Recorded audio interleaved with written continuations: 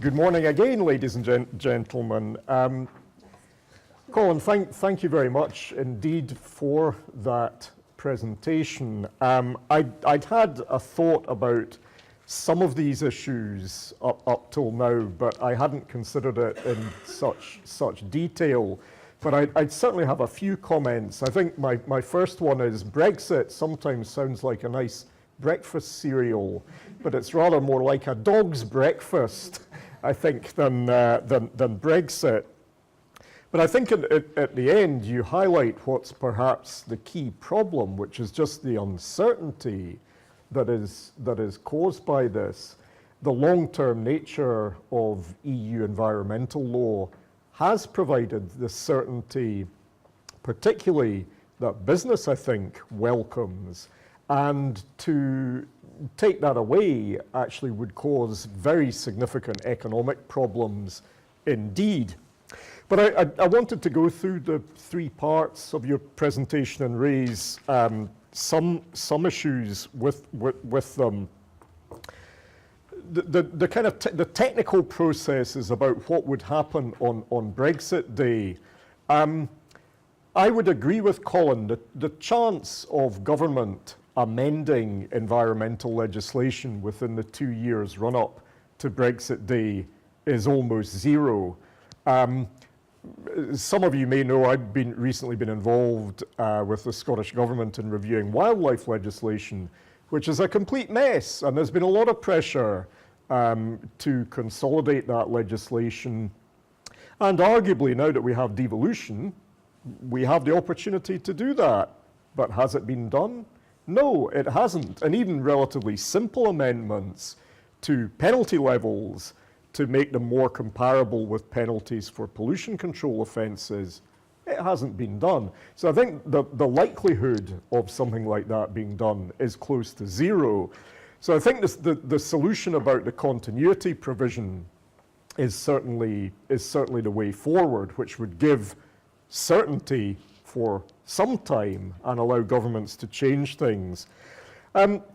Focusing a little on what you said about interpretation, maybe one way forward to allow the UK courts to take account of the jurisprudence of the European Union would be to introduce in the Brexit legislation a similar provision to Section 3 of the Human Rights Act, although obviously that's also under threat.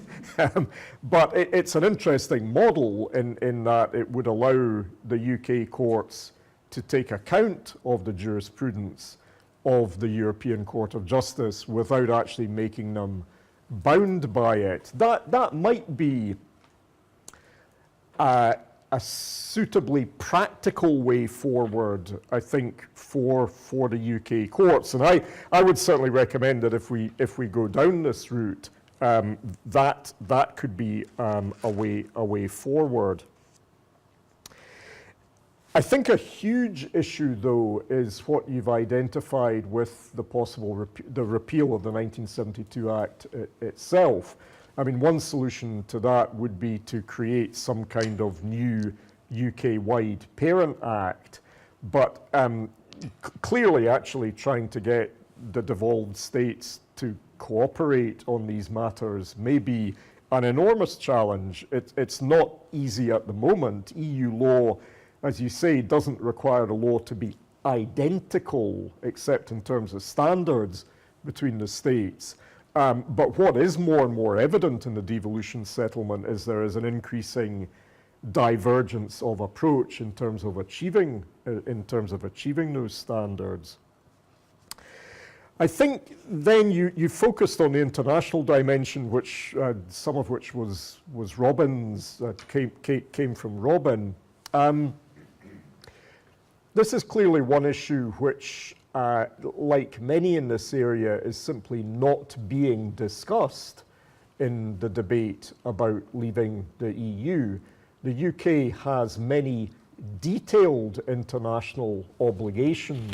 I think maybe two of them to highlight. You mentioned the Geneva Convention on Long-Range Transboundary Air Pollution. All our major combustion plants in the UK have to meet the standards in this convention.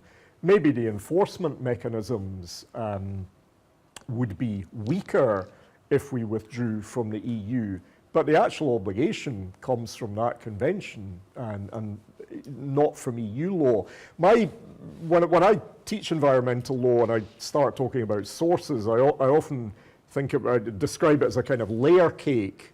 So at the top you have the international law icing and the top layer, and in the middle you have the EU jam, and then you have the domestic law at the bottom, and we're essentially trying to potentially scrape out the middle, and it doesn't necessarily work. The cake is not going to be particularly attractive, I think.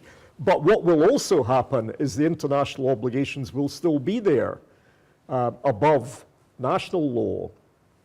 It's simply that the transposition of those obligations will not be perhaps as easy as it has been by doing it collectively through the EU. Let me see. And also focusing on compliance, the UK has obligations under the Aarhus Convention on access to information and public participation under the Aarhus Convention. The Aarhus Convention has a non-compliance mechanism. Individuals can complain to the Compliance Committee directly. The EU's not involved in that. The Compliance Committee has, on a number of occasions, found that a variety of member states, including parties to the convention, including the UK, have violated obligations under the Aarhus Convention, and that has resulted in legislative change within the UK, not least in terms of cost provisions in relation to judicial review. So that's a concrete example of where, if we did pull out of the EU, we're still subject to an accountability mechanism at international level.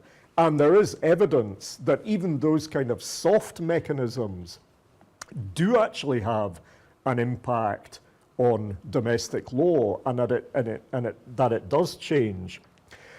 But I think many of the arguments about leaving the EU are economic. Some of them, I guess, at the moment are about building big fences, sadly. And we don't focus so much on the impact on environmental law. But the economic is intimately linked to the environmental. And I think what Colin said regarding Britain's future association with the EU demonstrates vividly that, again, we're still going to be constrained probably by the vast amount of EU environmental law, whether we are there or not.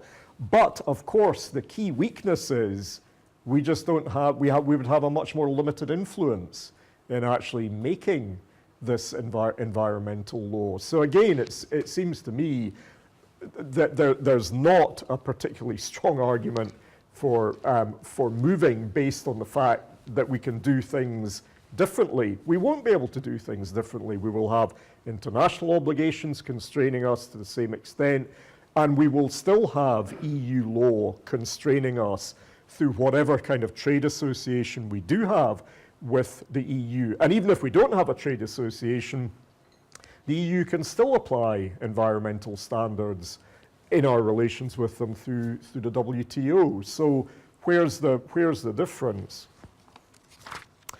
In terms of wider environmental law and policy, Colin certainly made, I think, some extremely interesting points here. First of all, there's a thrust of deregulation in all of this, but that also has been around for 30 years. I mean, I can remember the 1970s. I wasn't a professor in the 1970s, despite the grey hair. But there's been pressure for deregulation since the 1980s. But interestingly, I think environmental law has responded to that, and EU environmental law has responded to that. We actually now do have systems that are much more proportionate, much more risk-based than in the past. We don't have single Rolls-Royce command and control systems. So to some extent, even though we haven't repealed bits of environmental law has responded, I think, creatively to the challenge of deregulation. But you also made the very valuable point, I think EU law is long-term. Maybe if I were playing devil's advocate, I would say we have introduced some long-term provisions in the UK, I mean, notably through the climate change legislation, where governments have imposed extremely long-term targets on themselves. So there's at least some appetite within the UK for doing that. But I would agree with you. I think you're generally right. EU law has enabled governments, it's enabled business to take a much more long-term perspective, and it has provided certainty. And that, to me, is one of the key problems about potential Brexit for environmental law. Where would we be? Sure, we can have continuity provisions, and maybe, to be honest, governments actually wouldn't be that interested in tinkering with environmental law. Again, the example of perhaps wildlife legislation in Scotland is an indication of that. It's sat around with nobody doing very much to it, just piling on more and more amendments. So perhaps there actually wouldn't be such an appetite for change. I think there may be two more issues I would like to say something about. One is, Colin rightly said, the traditional UK approach to environmental standards is that they are discretionary. So before we had EU emission standards and quality standards, there was much more discretion left to regulators as to how to set these standards. I actually wonder whether we have moved away from that. We've lived with binding EU emission standards and quality standards actually for so long now.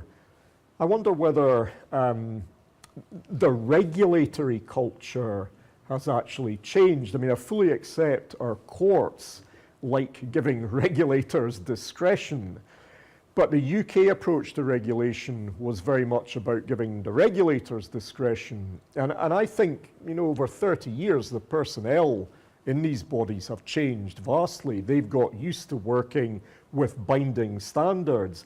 And it may actually be, and in government also, it may actually be that the culture, I'm maybe not so pessimistic about an immediate return to a complete free-for-all of discretion about what the quality standard for this river or the air quality standard for this city would be.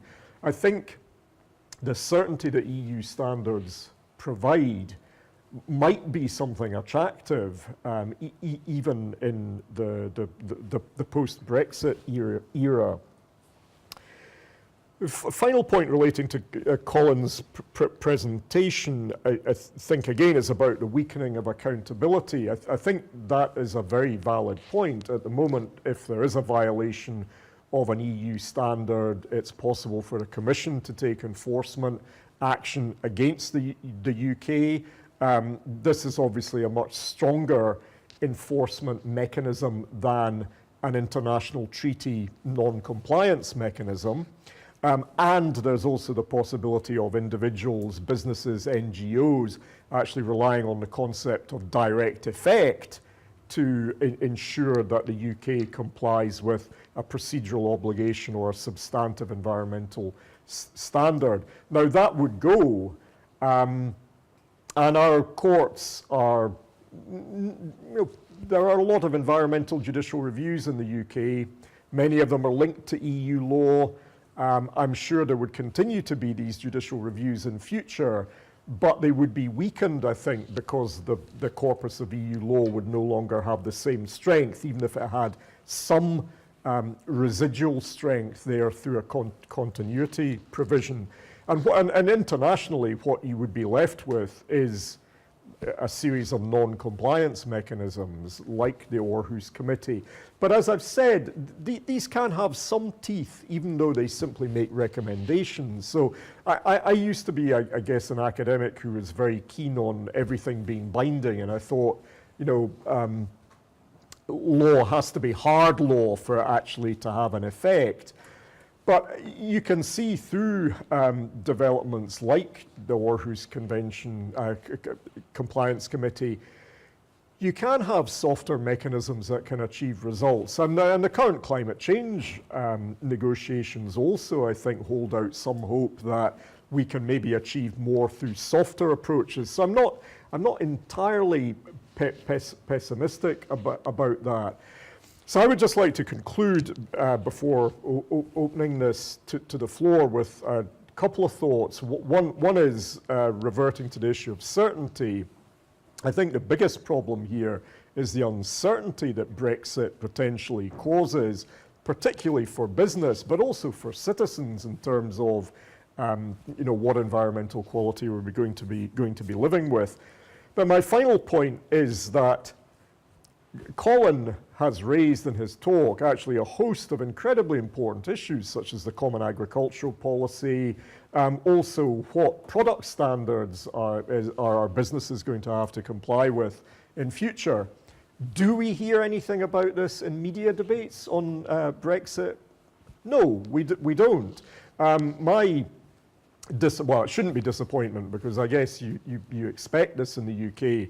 The level of debate about Brexit is incredibly superficial. And actually, the real detailed issues which are going to make a difference to the lives of individuals and will potentially make a difference to the profitability of businesses are not being openly discussed. And we do need to have a much more open and detailed debate about this. So, I mean, I welcome the chance to talk about this amongst friends here, because the more we can talk about this, then we can apply some degree of pressure in wider public debates on the issue. Thank you.